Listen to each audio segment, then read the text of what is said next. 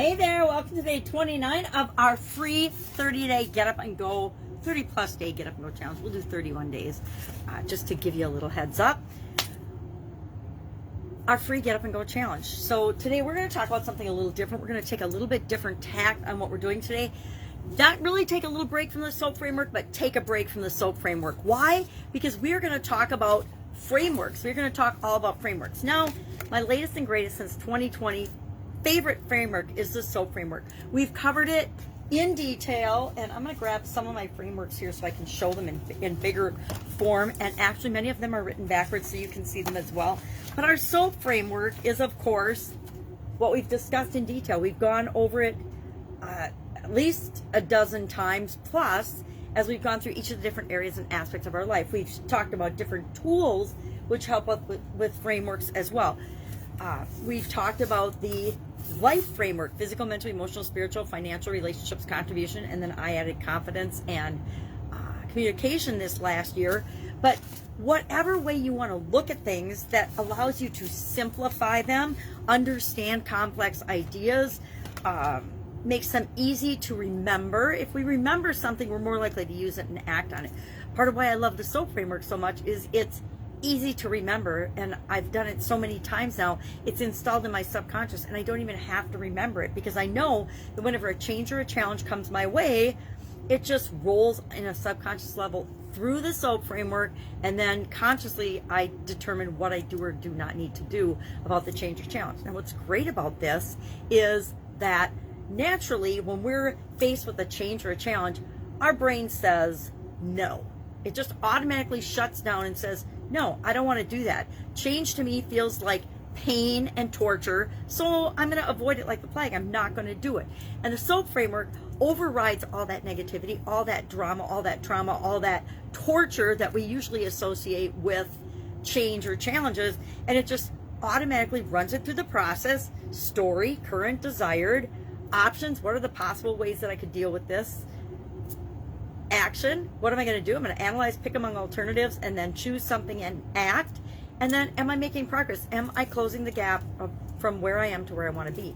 And then we can set up ways to automate that process and progress. We can set up automatic processes to automate the progress that we make in each area and aspect of our life. And we've demonstrated that repeatedly.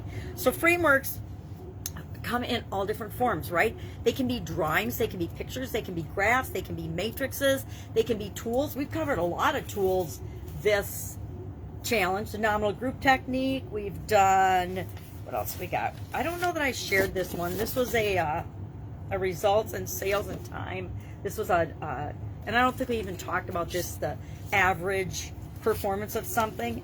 We did talk about, but I didn't share these graphics because I forgot I had them. How to change from what we don't want to what we do want. That's a framework. The affirmation, this is an affirmation, but I call them afformations when I do all three formats. We talked about this with mental SOAP. Again, I forgot I had made this in a previous challenge, but this is a framework. Saying an affirmation in three different ways, turning it into an affirmation, that's a framework that we can use to make affirmations, number one, more powerful, exponentially more powerful, but to remember what to do and what to say and how to do it. If we have an easy way of remembering something, we're much more likely to use it. How many people learned Roy G. Biv as the colors of the rainbow? Red, orange, yellow, green, blue, indigo, violet. I did, and I taught it to my granddaughters, and I taught it to my other granddaughter. We have the tools, which are frameworks. The urine analysis. I know it's kind of rude and crude, but urgent resources, important, necessary, and energy or effort. How much is required? We use that as a problem-solving, decision-making tool. So any tools that we use, any analysis, SWOT analysis, I don't know if we talked about that or not. That's kind of a business-related tool, but we can use it on our own lives as well. We did talk about the journalistic framework: who, what, where, when, why, and how.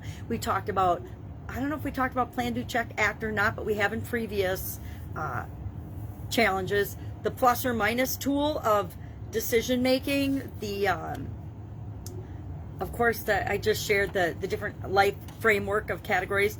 The lifeline exercise, the DISC analysis, or the Myers-Briggs personality tests, are all tools and things and formulas and anything that makes our life easier and makes it easier for us to act. Now, I shared a couple of challenges ago in the August challenge.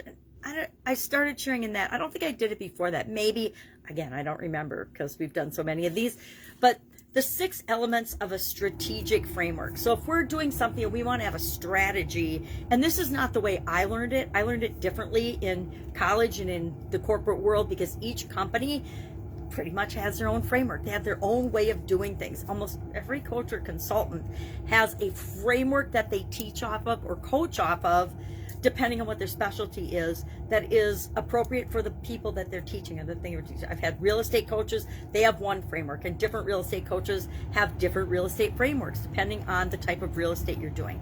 I've had personal development coaches, and depending on the area or aspect of my life that we're working on, we have different frameworks that we use for that. Literally, I have used thousands of frameworks in my life, and the strategic framework is one that we can use. It's a 6-step framework. Most good frameworks are 4 to 6 steps. Why?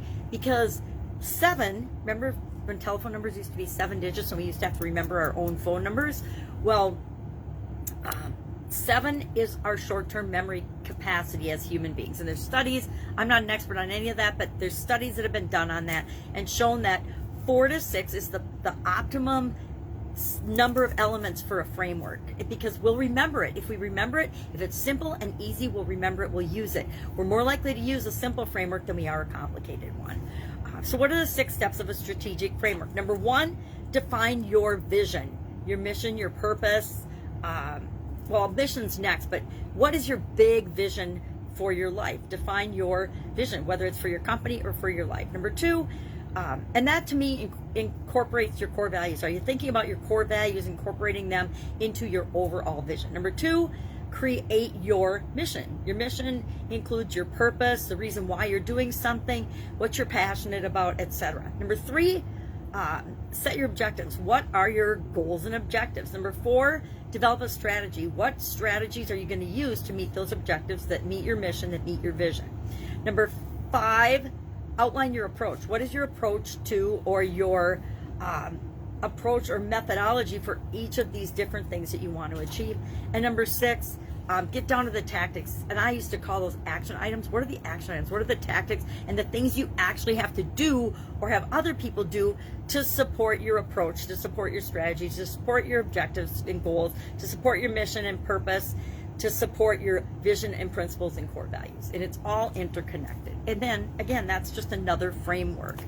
So, frameworks and tools and models and acronyms and matrices and graphics and pictures got me through engineering school, got me through different quality aspects. I was in quality engineering, quality leadership, got me through management and leadership in corporate America, has gotten me through and helped me with personal development, entrepreneurship, business ownership, being a parent and a coach.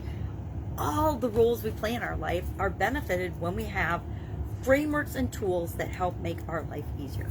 So I'd be curious, what is your favorite framework? Share it in the comments below, because I'm always looking for new frameworks and new things that I can learn. And now I will say with no modesty at all, or humble at all, that, or no humility. I guess it is, I don't know, whatever. Wrong words, but the SOAP framework is my current favorite framework. Why? Because it not only deals with changes and challenges, but it's how we get anything we want in our life. It really is. So, have an awesome day. I will be with you tomorrow. Tomorrow we are going to do a summary of the entire challenge and pull in some questions and wrap things up. And that's day 30. And day 31, we are going to revisit something we did early on in the challenge so we can see what kind of a transformation you've had with respect to your personal ability to handle change and challenges using the SOAP framework. All right, have an awesome day. I'll be with you tomorrow. Any questions, hit me up on Facebook. You can direct message me here on the Facebook page or in the Facebook group. Otherwise, I'll see you tomorrow. Have an amazing day. Go find your favorite framework and use it today.